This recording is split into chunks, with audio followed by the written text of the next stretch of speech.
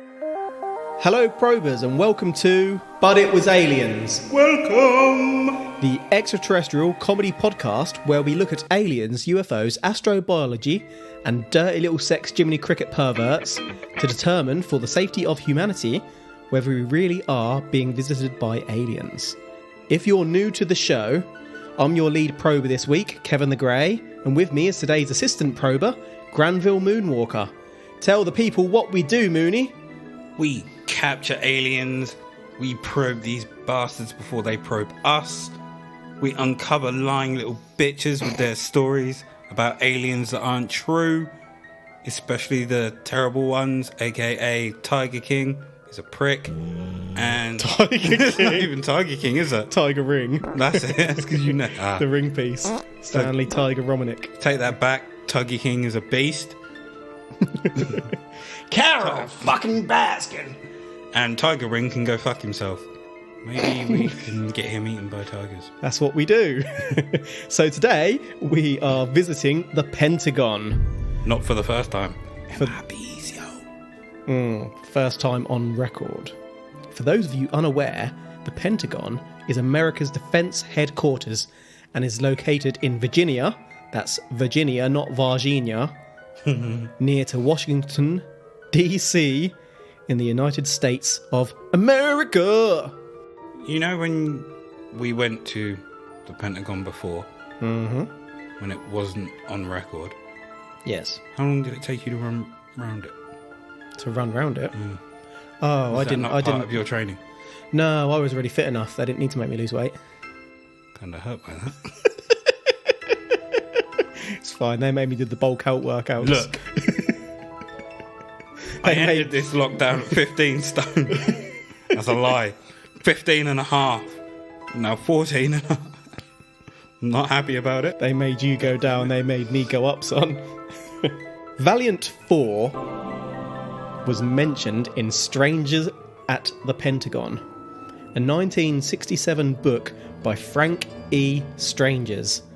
Thor was suggested, truthfully, to be a delegate of the High Council. This council had VIP status at the Pentagon between 1957 and 1960 to discuss concerns around the Cold War and development of nuclear arms. So let's jump into the start of this file. You say Valiant Thor. Yep. If this isn't Thor with the hammer Mjolnir, I don't give a shit. It's not aliens. Oh, but I've got some pretty convincing evidence on this one, son. I want to see thunder gods and everything. What are Thor's But- powers other than, obviously, the whoosh, He's the lightning god of and- thunder. Well, yeah, but what can he do other than being super strong and whatnot and having the hammer and the command of thunder and lightning, mainly lightning? You make it sound like that's not enough. It's not enough. I'm about to blow your mind with some crazy shit. Okay. Right. Mind bullets! Of Thor. That's telekinesis, Kyle. Why were the aliens concerned with the Cold War? Because aliens are peaceful, fool. They don't want us to destroy ourselves. Yeah. You sure about that? The good ones. Okay. Let me hear more. Tell me more. That was Granville. Valiant. Tell me why!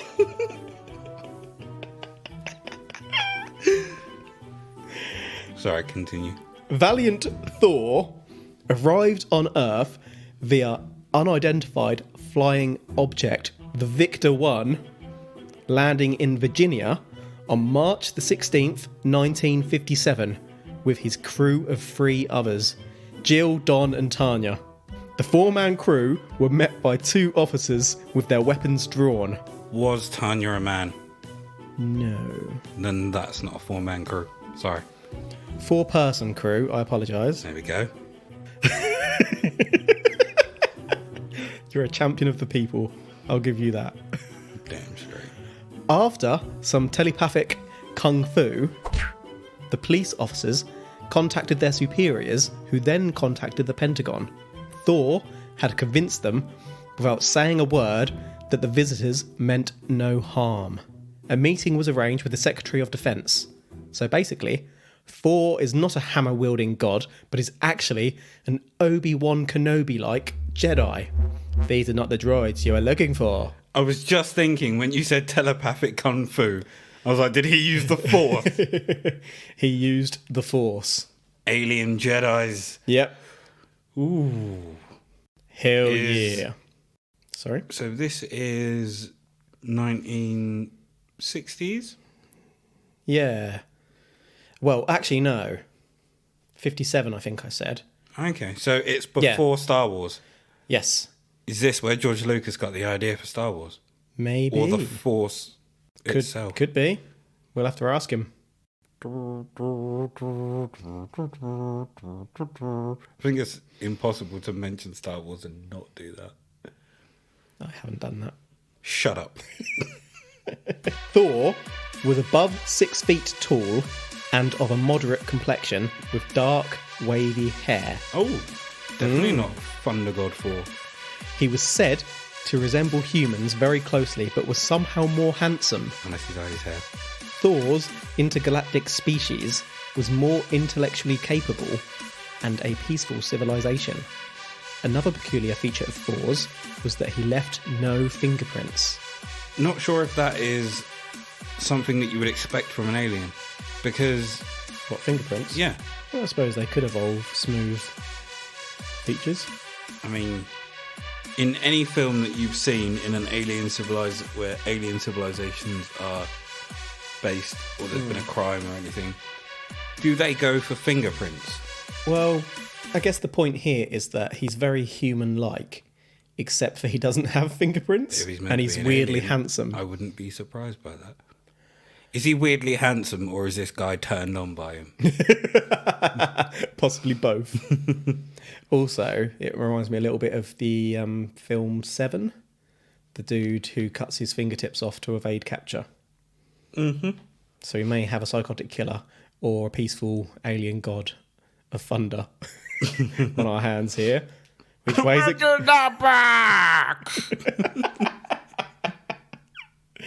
I love that film. Well, I have a photo of Thor for you, good sir. Ooh. If you could browse this. Thor is the gentleman on the right of the image you're about to see, holding papers. Look at this handsome bastard. Your lip quivered. It's not what I expected. No? And look at the man beside him, longing for him. He's not. It's more of a look of... Hey. What the hell are you talking about? Of all the pictures, is this the only picture of him? No.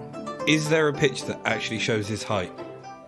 Because if it's above 7 foot tall... He is leant forward here, and you'll notice that he is at head height of the person standing straight. Yeah, but I could be at the head height of someone. How do you know they're standing? You might be sitting down. Look, you can see the chair. Hold on. Look at his ear. It's a really small ear, isn't it? Kev, it's an ear. Yeah, it's a really small ear. Humans wouldn't have an ear that small. Look at it. Look at it. Just look at it. All I'm saying is sitting down and he's leaning forward. That man is raising his eyebrow at him because he can't believe how small that ear is. And he is not handsome. Says you of your raging boner. Nope. Not handsome. So you find him handsome anyway. Once Thor had convinced the Defence Secretary of circumstances... What circumstances? ...that he's come from another planet. Okay. To help. He was accompanied through an underground tunnel via train to meet with the US President Eisenhower and Vice President Richard Nixon.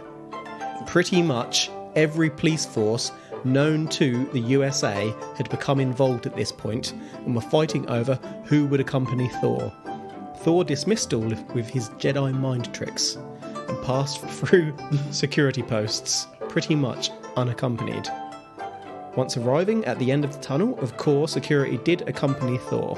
In meeting Eisenhower, Thor would explain that he and his group were from Venus and had come to tell Eisenhower that the world was in a precarious situation.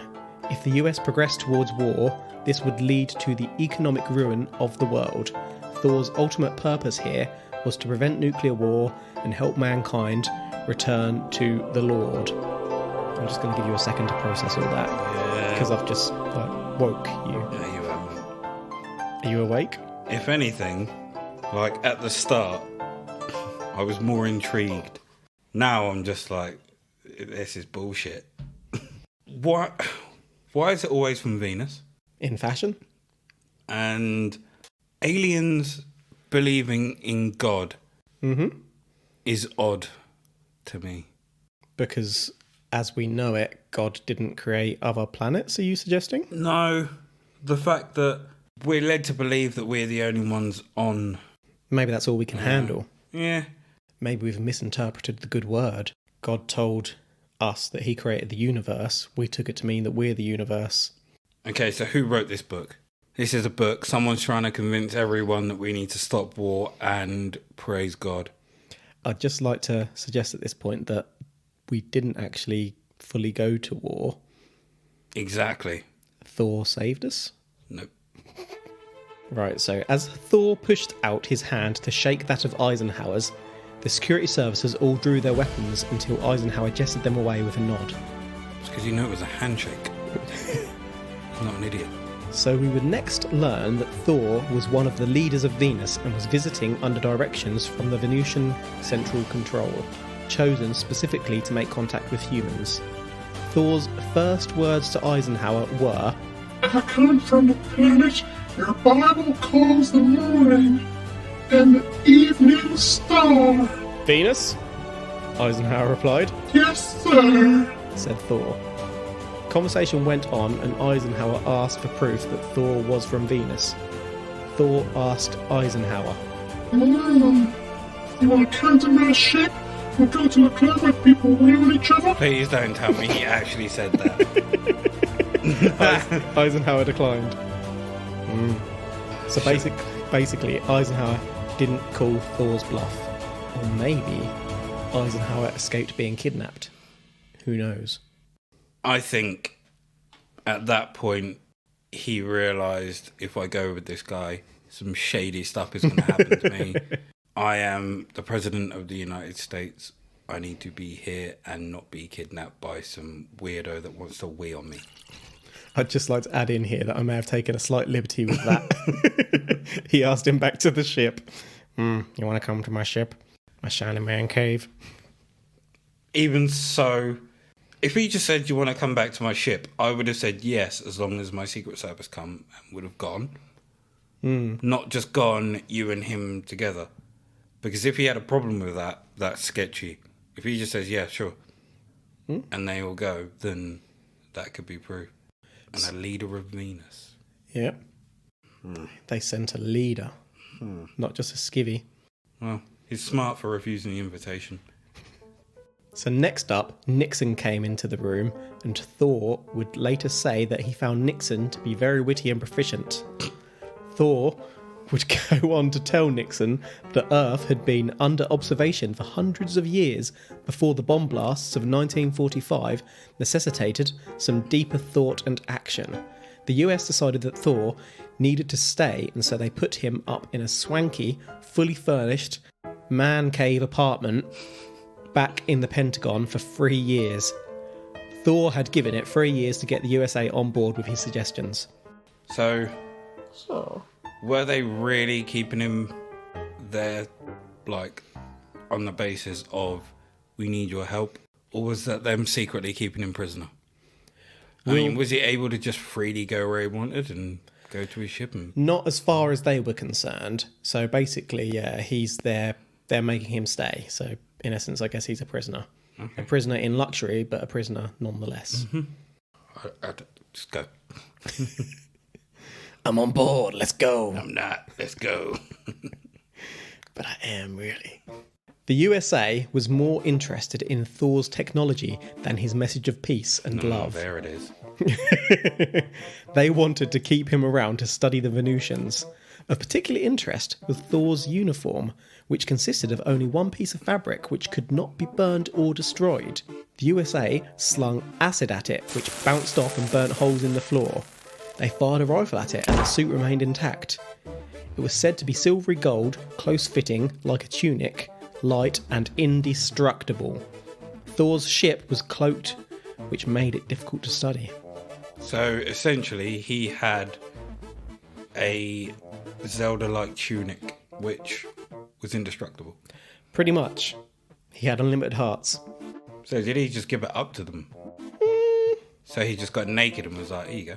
Yeah, basically. But to be fair, you see him in a suit in that picture.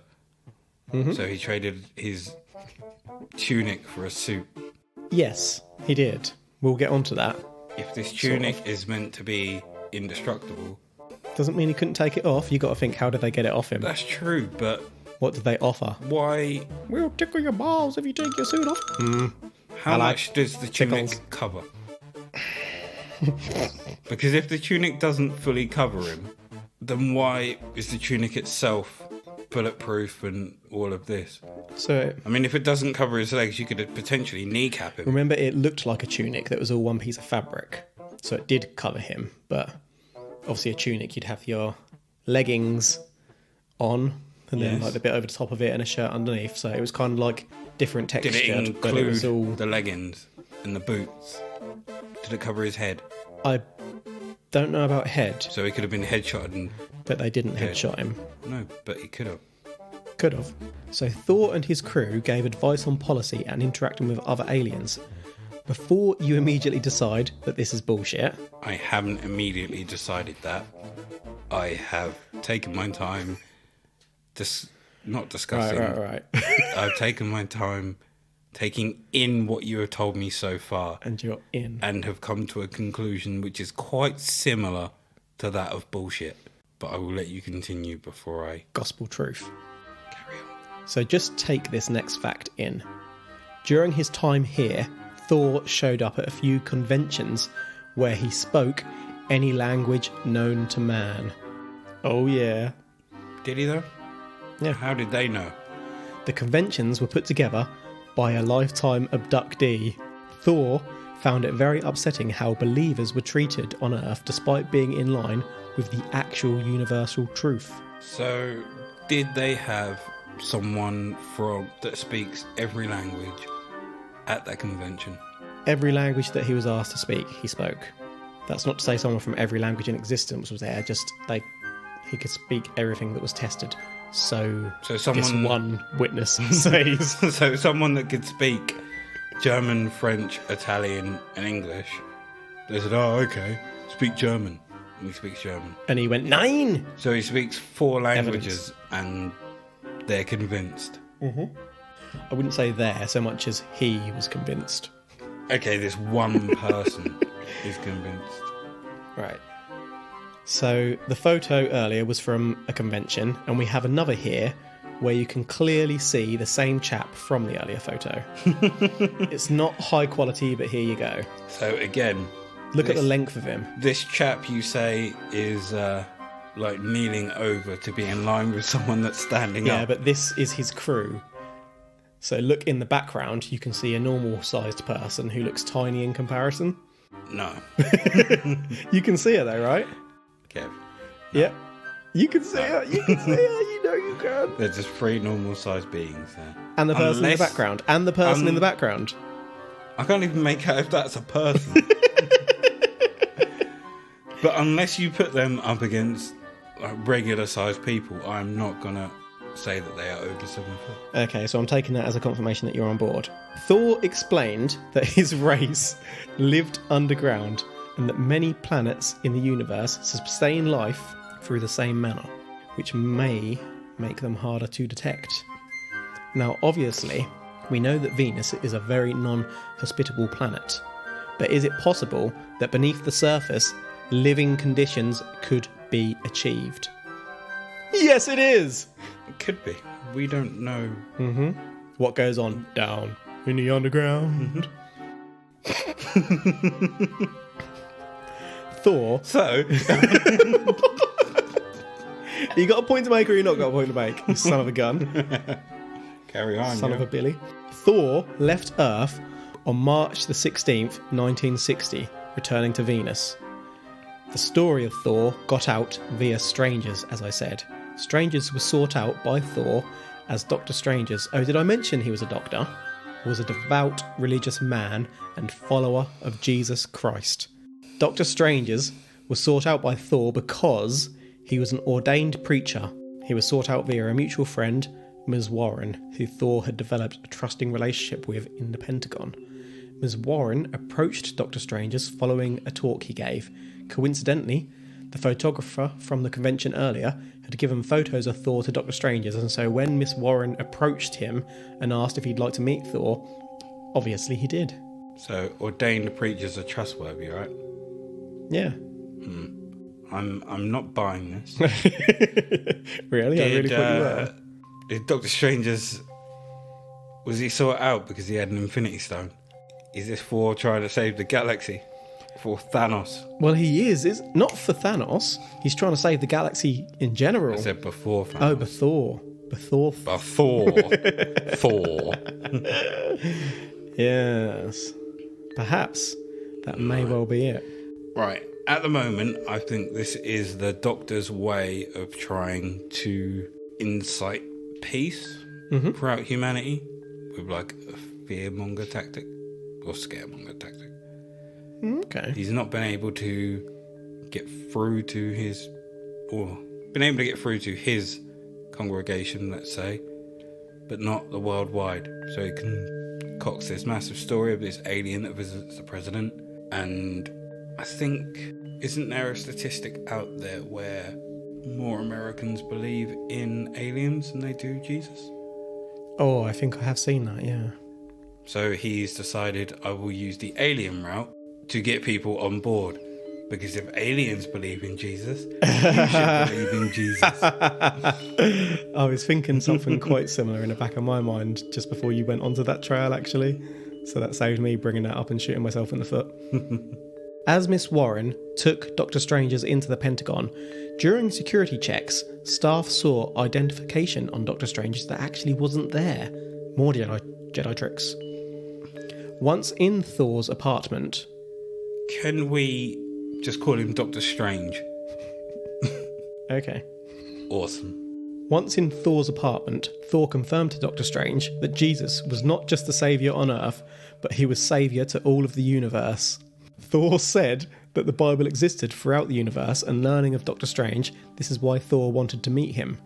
Thor explained to Doctor Strange that he, Don, Jill and Tanya were a species created by God before Adam and Eve, and whom had never fallen from grace. No apples were eaten. So are they essentially angels? Well, technically that would make us angels too, wouldn't it? If we're saying that they were created by God, the only difference between them and us is that they didn't fall from grace. Oh yeah, so if he created, for example, a alternative Earth where the apple was never eaten, they were the. But then does make me think: if they didn't eat the apple, why did Venus get scorched? Because that ain't like Earth now. Nothing's like Earth now.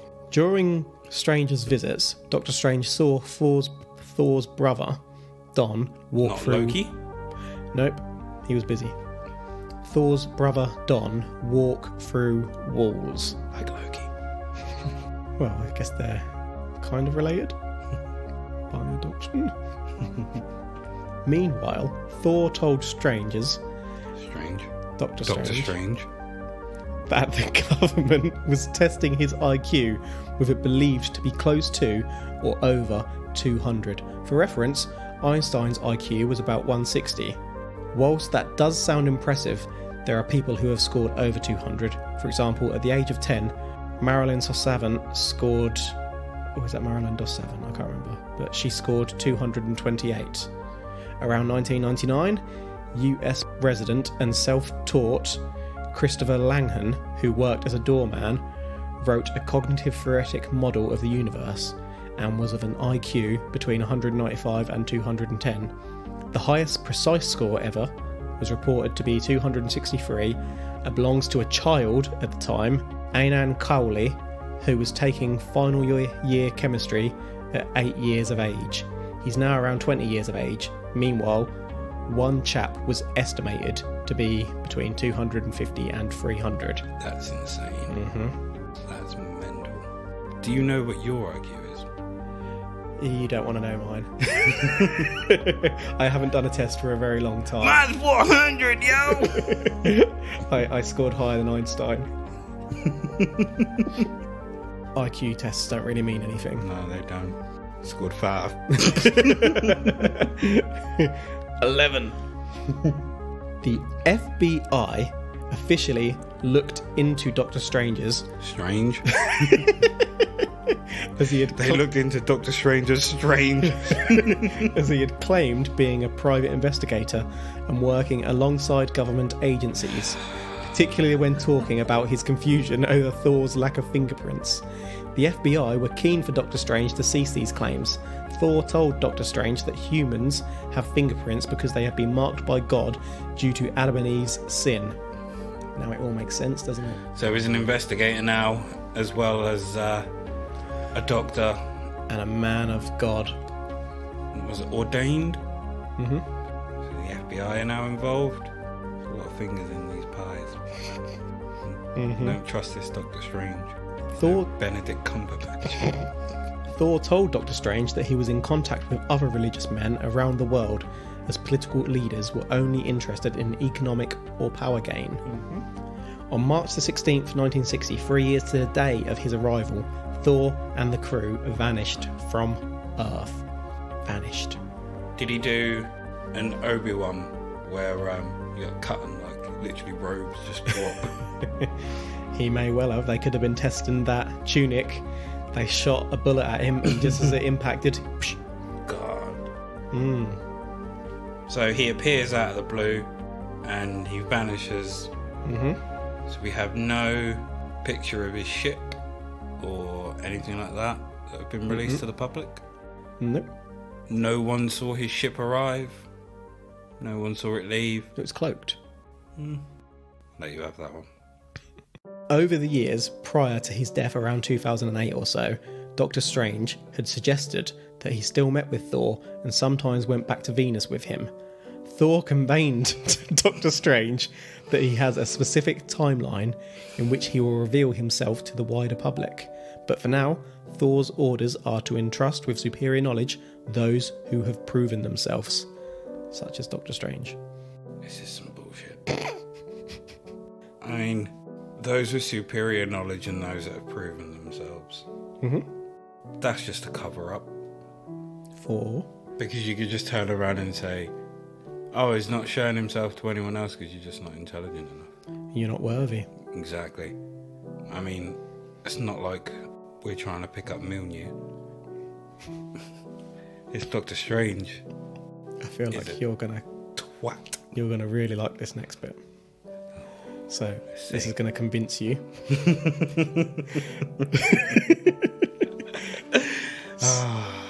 I can hear the lie in your voice. So in the decade between meeting Thor and publishing his book, Doctor Strange published 2 books about UFOs and produced 2 UFO documentaries.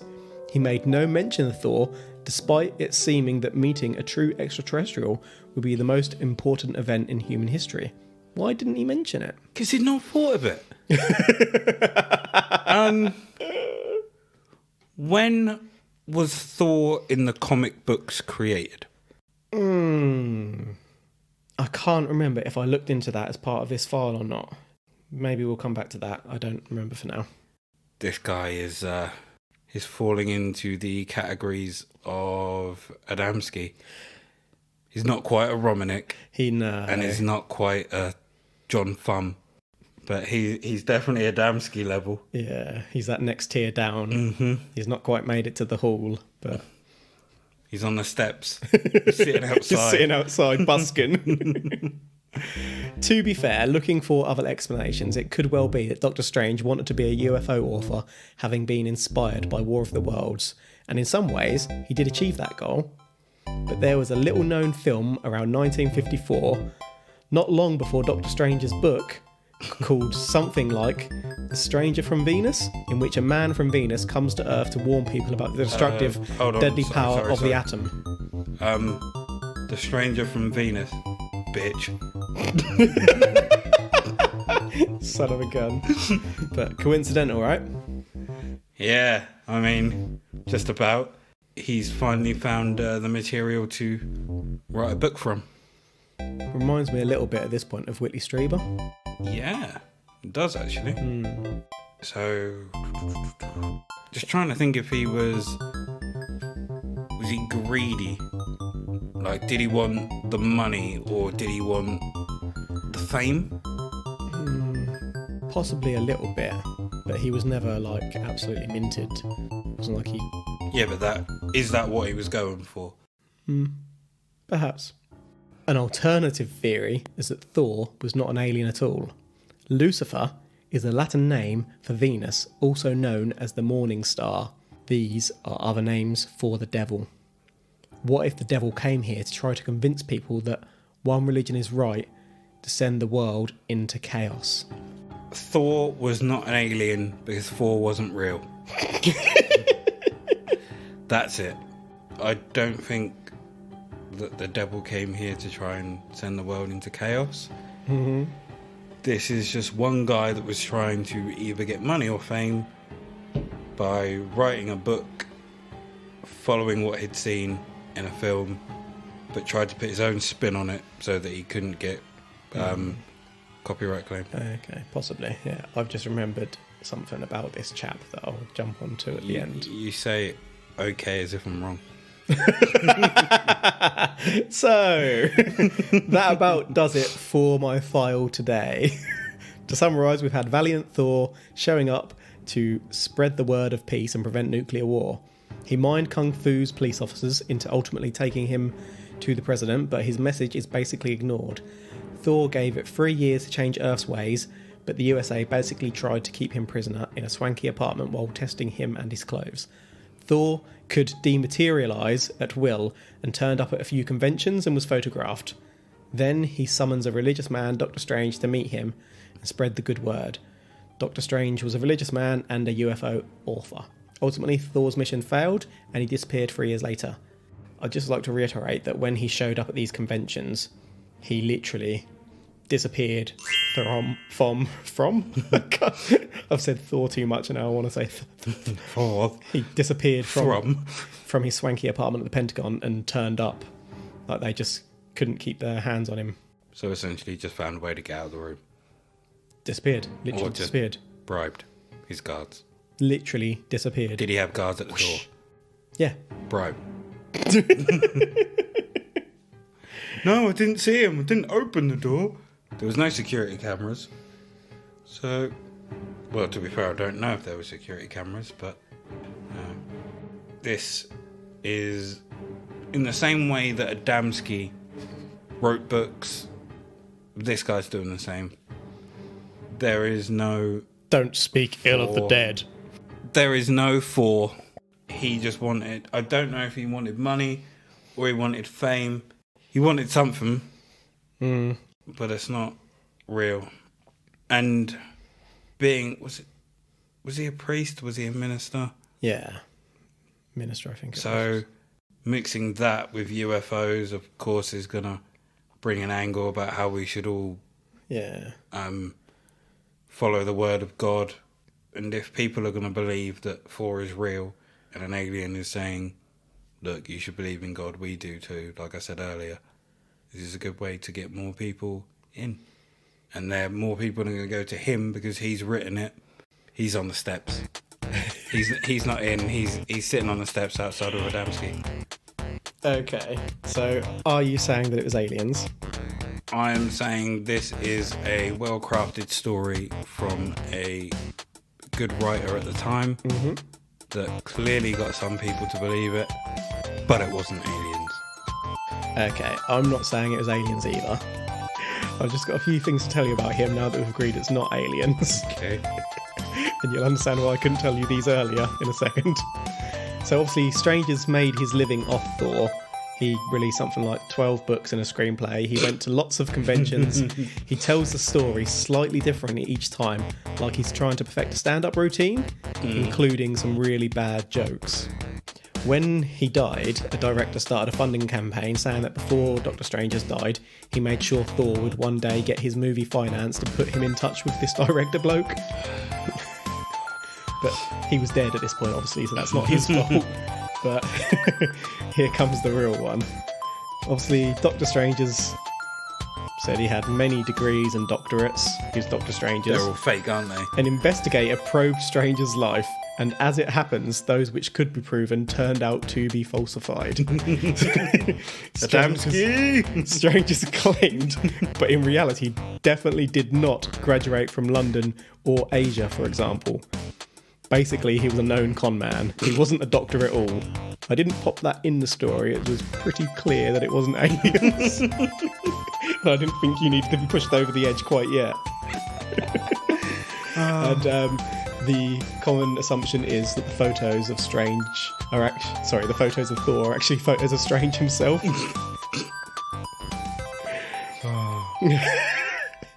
So he was a con man telling a story, but generally everyone knew that he was telling a story, like a stand-up routine kind of thing. Called it. Yeah. So I don't think he's quite on that horrid Romanik level, because it's a little more on the nose. The Adamski It's like level. a routine he's It's like perfecting and whatnot. Yeah. Kind of con artist rather than just horrid. Yeah. Yeah. Not aliens. Yeah. All right. So thank you so much for listening today, guys and girls, as we continue to bring you the most true lies and everything in between. If you'd like to interact with us on the socials, you can find us on the Twitter at But It Was Aliens. We're on the gram at But It Was Aliens Podcast. We're on Facey B, where you can join us at Extraterrestrial Towers, our group. You've been listening to But It Was Aliens. And remember, if in doubt, Hashtag probe. Go out there, probe that motherfuckers. Probe, yeah, probe. Probe. Probe. adder.